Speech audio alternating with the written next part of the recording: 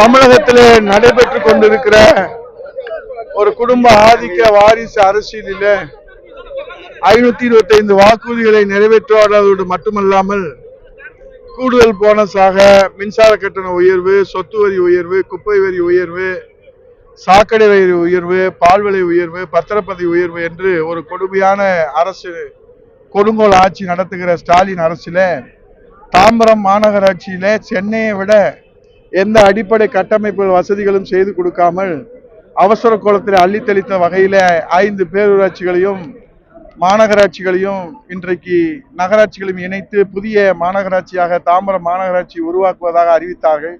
ஆனால் நகராட்சியாக இருந்தபோது கிடைத்த, பேரூராட்சியாக இருந்தபோது கூட கிடைத்த அந்த வசதிகள் கூட கிடைக்கவில்லை என்பதை இந்த மாவட்ட கழகத்துடைய செயலாளர், முன்னாள் நாடாளுமன்ற உறுப்பினர் மரியாதைக்குரிய அருமையன் ராஜேந்திரன் அவர்களும், சிட்லப்பாக்க ராஜேந்திரன் அவர்களும், முன்னாள் அமைச்சர் சின்னியா அவர்களும், முன்னாள் சட்டமன்ற உறுப்பினர்கள் அன்பு சகோதரர்களும் புரட்சி தமிழ் ஐயா எடப்பாடியுடைய கவனத்துக்கு எடுத்து சென்று வருங்கால முதலமைச்சர் எடப்பாடியுடைய ஆணைக்கிடங்க இந்த மாபெரும் கண்டன ஆர்ப்பாட்டம் நடைபெற்றிருக்கிறது. எழுச்சியோடு மக்கள் இதில் கொட்டுகிற மழையிலும் இதில் பங்கேற்று இந்த கொடுங்கோல் ஆட்சிக்கு தங்களுடைய கண்டனத்தை தெரிவித்திருக்கிறார்கள். ஆகவே இந்த விடியா வாரிசு அரசியல் முற்றுப்புள்ளி முடிவுரை எழுதுகிற வகையிலே தான் இந்த கண்டன ஆர்ப்பாட்டம் நடைபெற்றிருக்கிறது. அதான் இப்போ ஒவ்வொரு மண்டல மாநாட்டிலையும் அந்த இளைஞர்கள் பங்கேற்கிற இளைஞர்களை பற்றி கவலைப்படாமல், அவர்களுக்கு ஒரு நல்ல வழிகாட்டுதலை கொடுக்காமல், அவர் அண்ணா திராவிட முன்னேற்ற கழகத்தை பற்றியும், அண்ணா திராவிட முன்னேற்ற கழகத்துடைய நிரந்தர பொதுச் செயலாளர் புரட்சி தமிழ் ஐயா எடப்பாடியாரை பற்றியும் அவர் இன்றைக்கு தரம் தாழ்ந்து தன்னுடைய அரசியல் அனுபவத்தை வரம்பு மீறி அவர் விமர்சனம் செய்கிறார். திருவண்ணாமலையிலே அவர் சொல்லியிருக்கிறார், இன்ஜின் இல்லாத கார் என்றும் அதை பாஜக என்கிற லாரி இழுத்து செல்கிறது என்று ஒரு அவருக்கு தெரிந்த அந்த பட்டறிவிலே மடத்தனமான விமர்சனங்களை எல்லாம் முன்வைத்திருக்கிறார்கள். ஆகவே இன்றைக்கு சுவாசம் இல்லாத திமுகவுக்கு செயற்கை சுவாசம் கொடுப்பதற்காகத்தான் இந்த மண்டல மாநாட்டை ஸ்டாலின் திமுக கட்சியினுடைய தலைவர் நடத்துகிறார்கள். அதை அவர் முதலில் புரிந்து கொண்டு, அண்ணா திராவிட முன்னேற்ற கழகம் என்பது அவங்க தாத்தா கருணாநிதி அவர்களையே 13 ஆண்டுகள் வனவாசம் அனுப்பியது. புரட்சி தலைவர் இதயதீப அம்மா அவர்கள் வனவாசம் அனுப்பினார்கள். இப்போது புரட்சி தமிழ் ஐயா எடப்பாடியாரும் 2026 திமுகவுக்கு வனவாசத்தை இந்த தாய் தமிழ்நாட்டு மக்களின் ஆதரவோடு, இருபெரும் தெய்வங்களின் ஆட்சியோடு, கழக தொண்டர்களின் உழைப்போடு திமுகவுக்கு பரிசாக வனவாசத்தை வழங்க இருக்கின்றார்கள். ஆகவே இந்த உதறல் நடுக்கத்திலே தான் இன்றைக்கு அவர் பேஸ் மட்டும் வீக்கு, இந்த ஸ்ட்ரெச்சர் ஸ்ட்ராங்குன்ற மாதிரி அவர் பேஸ் மட்டும் வீக் ஆயிடுச்சு. அதனால தான் இப்படி உளறல் விமர்சனங்களை முன்வைக்கின்றார்கள்.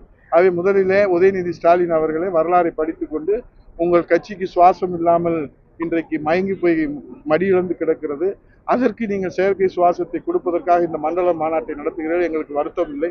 ஆனால் அண்ணா திராவிட முன்னேற்ற கழகம் என்பது 54 ஆண்டுகள் இன்றைக்கு வெற்றி வரலாறு படைத்து 32 ஆண்டு ஆட்சி செலுத்தி சத்துணவு திட்டத்திலிருந்து குடிமராமத்து திட்டம் வரை இந்த மக்களுக்கான இயக்கம், இந்த மக்களால் எந்த காலத்திலும் கைவிடப்படாத, மக்கள் ஆதரிக்கின்ற ஏழை எளிய சாமானிய மக்களுக்கான இயக்கம். அவை இன்னும் அண்ணா திராவிட முன்னேற்ற கழகம் இன்னும் 100 ஆண்டுகளுக்கு திமுகவுக்கு சிம்ம சொப்பனமாக இருக்கும். சட்டத்துறை அமைச்சர் ரகுபதி அவர்கள் இப்ப அதிமுக சார்பில் வாங்குற விருப்பு வேட்புமனு வந்து ஆட்கள் அதிமுக இருக்கிறாங்களா என்று பரிசோதிக்கிறதாக அந்த வேட்புமனு வாங்கப்பட்டதாக சொல்றாரு. அவரு தாய்ப்பால் அதிமுக பிடிச்சுதான் அவர் வளர்ந்தாரு. இப்ப வளர்ந்த பிள்ளை வளர்த்த கடா மார்புல பாயிற மாதிரி அது பாயுது. அண்ணா திராவிட முன்னேற்ற கழகத்தில இருந்து அவர் வெளியே சென்று விட்டார். இனி அவருடைய வாழ்வாதாரம் தான் அவருக்கு முக்கியமே தவிர அவருக்கு அண்ணா திராவிட முன்னேற்ற கழகத்தை பற்றி கவலைப்பட வேண்டிய அவசியம் இல்லை. ஆகவே அண்ணா திராவிட முன்னேற்ற கழகம் ரகுபதி பார்த்து சந்தோஷப்படுகின்ற வகையில ஆட்சி அமைக்கும். எடப்பாடி முதலமைச்சராக வருவார். அப்போது அவரிடத்திலே நீங்க இந்த கேள்வி கேள்வி. நாங்க இந்த ஒரு வாரத்துக்கு முன்பாக புரட்சி தமிழ் ஐயா எடப்பாடியார் தலைமையிலே கழக செயற்குழு பொதுக்குழு நடைபெற்றது.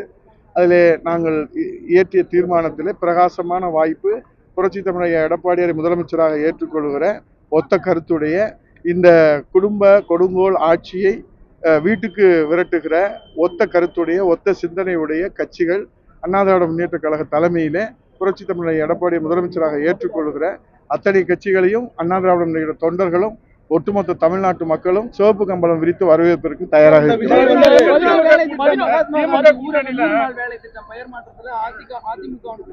இப்ப 100 நாள் வேலைவாய்ப்பு திட்டத்துல இவங்க உரிய கணக்கு கொடுக்காம, அதுக்கு சம்பளமே கொடுக்காம இருந்தது. புரட்சி தமிழர் எடப்பாடியை தான் மாண்புமிகு உள்துறை அமைச்சர் அமித்ஷாஜியை சந்தித்து 2999 கோடி வாங்கி கொடுத்தாங்க. ஆகவே இன்றைக்கு இந்த 100 நாள் வேலைவாய்ப்பு திட்டத்தை 10 நாள் வேலைவாய்ப்பு திட்டமாக இந்த திமுக அரசு தான் மாற்றியது. ஆகவே அது குறித்து இன்றைக்கு அவர்கள் கவலைப்பட வேண்டும். முதலில் அம்மா ஆட்சி இருக்கிற போது, எடப்பாடியார் முதலமைச்சர் இருக்கும் போது, கொரோனா காலத்திலே கூட இந்த 100 நாள் வேலைவாய்ப்பு திட்டத்தை தடையில்லாமல் கொடுத்து நாங்கள் அது ஒரு உரிய அந்த ஊதியத்தையும் பெற்றுக் கொடுத்தார் புரட்சி தமிழர் எடப்பாடியார். இதுதான் உண்மையான நிலைமை. ஆகவே இது குறித்து அவர்கள் கவலைப்பட்டு அதுக்குரிய நடவடிக்கைகளை எடுத்தால் மக்களுக்கு ஏதாவது விடிவு காலம் கிடைக்கும். எல்லா கூட்டத்திலுமே தாவேகாவுக்கு திமுக தான் போட்டின்னு சொல்றாரு. அந்த நிலைப்பாட்டுக்கு எப்படி பாக்குறீங்க? தம்பி, வர்றவங்க எல்லாருமே ஆளுங்கட்சி தான் போட்டின்னு சொல்லுவாங்க, எதிர்கட்சியா போட்டின்னு சொல்லுவாங்க.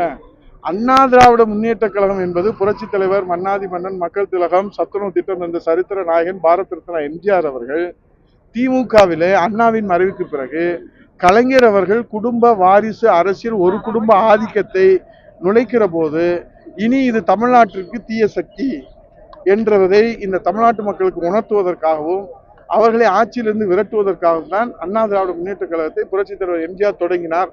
அம்மா அவர்கள் இந்தியாவிலே 3வது மாபெரும் மக்கள் இயக்கமாக வளர்த்தெடுத்தார்கள். புரட்சி தமிழர் எடப்பாடியார் அவர்கள் இன்றைக்கு இருவரும் தேவனுடைய வழியிலே அண்ணா திராவிட முன்னேற்ற கழகம் மீண்டும் கூட்டணி ஆட்சி அமைக்கும். அதிமுகவோட ஆரம்ப காலகட்டத்திலிருந்து அதிமுகவுக்காக கூட்டம் போட்டு மேடை நடத்தி கட்சியை வளர்த்த செங்கோட்டையன் முதல் முறையா நாளை மறுநாள் விஜய கூட்டம் போட்டு அவர் தலைமையில பொதுக்கூட்டம் நடத்த. இது குறித்து இல்ல, உங்களை போலே ஒரு நண்பர் எங்க பொதுச் செயலாளர் சேலத்துல கேட்டாங்க. அவர் தெளிவா சொல்லிட்டாரு. மதுரையில கேட்டாங்க, தெளிவா சொன்னார். எங்க கட்சியில இருந்து நீக்கினவரை பத்தி நம்ம பேச வேண்டிய அவசியம் எழவில்லை அப்படின்னு அங்க கோபிச்செட்டிப்பாளையத்துல எழுச்சி பயணத்துல 175வது அந்த பயணத்துல தெளிவா விளக்கமா என்ன காரணம் அப்படின்னு எடுத்து சொல்லிட்டாங்க. அவர் சொன்னதுக்கு மேல நான் என்ன விளக்கம் சொல்றது? சட்டமன்ற தேர்தல் நெருங்கிருச்சு. அதிமுக கூட்டணி எப்படி? திமுக கூட்டணி தொடர்ந்து நாடாளுமன்ற சட்டமன்றத்தில் வலுவா இருக்கிறதா? தலைவரே, அண்ணா திராவிட முன்னேற்ற கழகம் தான் தேர்தல் களத்துல முதல்ல தேர்தல் வேலையை ஆரம்பிப்போம். எழுச்சி பயணம் முதல்ல ஆரம்பிச்சு 175 தொகுதி சுத்தின ஒரே தலைவர் எடப்பாடியார். இப்ப விருப்ப மனு செலுத்துறதுல நேற்று மட்டும் 1500 பேரு. இன்னைக்கு மழை நிலவரம் மாதிரி இன்னைக்கு நிலவரம் இனிமேல் தான் தெரியும். அதனால களத்துல முதன்மையா நிக்கிறோம். நீங்க கேட்கிற கேள்வி எனக்கு புரியுது. கவலையப்படாது. உங்க கவலையெல்லாம் தீர்வதற்கு தான் தை பிறந்தா வழி பிறக்கும் பிரகாசமான வாய்ப்பு இருக்கிறது. நிச்சயமாக உறுதியாக அண்ணா திராவிட முன்னேற்ற கழக தலைமையிலான வெற்றி கூட்டணி ஆட்சி அமைக்கும். ஏன்பா சந்தேகம்? கொஞ்சம் பொறுமையா தான் இருவேன். தேர்தல் தொடர்பா நீதிமன்றத்துல தமிழக அரசு முகாந்திரம் இல்லை, அதான் சொல்றேன்ல. இவங்க எங்க மேல அவதூறுகளை அள்ளி தெளிக்கணும். அவங்களுக்கு எந்த விதமான ஆதாரம் கிடைக்கல. 11 மருத்துவக் கல்லூரி மக்களிடத்துல மிகப்பெரிய வரவேற்பு பெற்றுச்சு. 4.5 ஆண்டுகள்ல இவங்க ஒரு ஆரம்ப சுகாதார நிலையம் கூட கொண்டு வரல. அதனால வயிற்றெரிச்சல்ல வாய்க்கு வந்ததை அவங்க வாய்தா கேட்டு அவங்க சொல்றாங்க. அது நீதிமன்றம் இது மட்டும் இல்ல, இன்னைக்கு பல நீதிமன்றத்தினுடைய குட்டுகள் இருக்கல. அதைத்தான் சொல்றேன். இது மட்டும் இல்ல, எல்லா விதைகளுமே இப்ப நீங்க திருப்பரங்குன்றம், நான் மதுரையிலிருந்து வரனால கேட்பீங்க பார்த்தேன். முதல்ல அது இல்ல, அது தீபத்தூணுன்னு மக்கள் சொல்றாங்க. அந்த ஊர் மக்கள் சொல்றாங்க. நீதியரசர் நேர்ல போய் ஆய்வு செய்து சொல்றாங்க. இவங்க என்ன சொன்னாங்க? முதல்ல அது சர்வே கல்லுன்னாங்க. நேத்து என்ன சொல்றாங்க? அது சமணர் கல்லுன்றாங்க. அடுத்து சலவை கல்லுன்னு சொல்லுவாங்க. கேளுங்க, சலவை கல்லுன்னு சொல்லுவாங்க. நாங்க என்ன சொல்றோம்னா, நீதித்துறையை அச்சுறுத்தக்கூடாது. கடைசி புகலிடம் நம்ம நாட்டு மக்களுக்கு கடைசி நம்பிக்கை நீதி அரசர்கள், நீதிமன்றம். அதான் இந்திய அரசியலமைப்பு சட்டத்துல அதுக்கு கொடுத்திருக்கக்கூடிய உரிமை. அதை நீங்க அச்சுறுத்த வகையில எங்களுக்கு எம்பி இருக்காங்க, நாடாளுமன்றத்துல போய் நாங்க பதவி நீக்கம் செய்வோம்னு நீங்க ஆணவத்தின் உச்சியில இருந்தீங்கன்னா, இதுவரை ஒரு முன்னுதாரணம் எதுவுமே இல்லை. எனக்கு சாதகமான தீர்ப்பு வந்தா அது வழங்கப்பட்ட தீர்ப்பு, எனக்கு பிடிக்காத தீர்ப்பு வந்தா அது வாங்கப்பட்ட தீர்ப்புன்னு நீதித்துறை அச்சுறுத்துவது இது ஜனநாயகத்திற்கு விரோதமானது, ஜனநாயகத்துக்கு முரணானது. நன்றி, வணக்கம். ஐயோ, போச்சு. நம்ம அதான் சொல்றேன்ல, இப்படியே விட்டோம்னு வச்சுக்கோங்களேன். அவர் நீதி கட்சியில இருந்து ஆரம்பிச்சு இப்பதான் தந்தை பெரியாரு, பேரறிஞர்னா கலைஞரை சொல்லியிருக்கிறாங்க. இன்னும் கொஞ்ச நாள் பொறுத்துருங்க, இன்னும் நிறைய சொல்லுவாங்க. ஆனா தமிழ்நாட்டு மக்கள் என்ன தெரியுமா சொல்றாங்க? இடியம்னு சொல்றாங்க, முசோலினின்னு சொல்றாங்க, ஹிட்லர்னு சொல்றாங்க. அதை போய் அவர்கிட்ட கேளுங்க. ஆனா நீங்க மேடையில பேசும்போதும் தை பிறந்தால் வழி பிறகுன்னு சொன்னீங்க. இப்போ அதான் சொல்லிருக்கீங்க. சொல்றேன் தலைவரே, பிரிந்தவர்கள் ஒன்று சேர வாய்ப்பு இருக்கு. உங்களிடம் அதிமுக பிரிந்தவர்கள் ஒன்று சேர நீங்க எந்த கவலையோட கேட்கிறீங்களோ அந்த கவலையெல்லாம் தை பிறந்தா வழி பிறகு போங்க. ஆர்ப்பாட்டம் இது ஆர்ப்பாட்டம், ஆர்ப்பாட்டம் இது ஆர்ப்பாட்டம், எடப்பாடியார் ஆணை கிணங்க, எடப்பாடியார் ஆணை கிணங்க, ஆர்ப்பாட்டம் இது ஆர்ப்பாட்டம், ஆர்ப்பாட்டம் இது ஆர்ப்பாட்டம், விடியா அரசே விடியா அரசே, விடியா அரசே விடியா அரசே, திமுக அரசே திமுக அரசே, திமுக அரசே திமுக அரசே, வழிவிடு வழிவிடு, வழிவிடு வழிவிடு, அச்சமின்றி வாழ்வதற்கு அச்சமின்றி வாழ்க, வழிவிடு வழிவிடு, வழிவிடு வழிவிடு, வஞ்சிக்காதே வஞ்சிக்காதே, வஞ்சிக்காதே வஞ்சிக்காதே, வாக்களித்த மக்களை வாக்களித்த மக்களை வஞ்சிக்காதே வஞ்சிக்காதே, வஞ்சிக்காதே வஞ்சிக்காதே, பற்றாக்குறையே பற்றாக்குறையே, பற்றாக்குறை பற்றாக்குறை, புதிதாக திறக்கப்பட்ட புதிதாக திறக்கப்பட்ட மருத்துவமனையில் பற்றாக்குறையே, மருத்துவமனையில் பற்றாக்குறை, மருத்துவர்கள் இல்லை மருத்துவர்கள் இல்லை, மருத்துவர் இல்லை மருத்துவர் இல்லை, செவிலியர்கள் இல்லை செவிலியர்கள் இல்லை, செவிலியர்கள் இல்லை செவிலியர்கள் இல்லை, பூமி பணியாளர்களும் இல்லையே, ஊழிய பணியாளர்கள் இல்லையே, பற்றாக்குறையே பற்றாக்குறையே, பற்றாக்குறையே பற்றாக்குறையே, கொள்ளை அடிக்காதே கொள்ளை அடிக்காதே, கொள்ளையை எடுக்காதே கொள்ளையை எடுக்காதே, விவசாய நிலங்களை திட்டத்தினை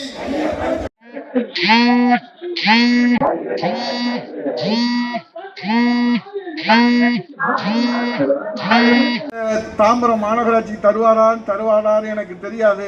ஆனால் நிச்சயமாக ராஜேந்திரன் புரட்சி தமிழர் ஐயா எடப்பாடியார் அவர்களிடத்திலே உங்களுக்கு விடிவு காலத்தை இந்த பகுதியில் இருக்கக்கூடிய மக்களுக்கு பாதுகாப்பு அரணாக இருப்பார் என்பதை அப்போது முதலமைச்சராக இருந்த புரட்சி தமிழர் ஐயா எடப்பாடியார் சொன்னார், எத்தனை அழுத்தங்கள் வந்தாலும் அந்த சுமையை அரசுதான் சுமக்க வேண்டுமே தவிர தமிழ்நாட்டு மக்களின் மீது அந்த சுமையை திணிக்க கூடாது என்பதற்காக உரிமை குரல்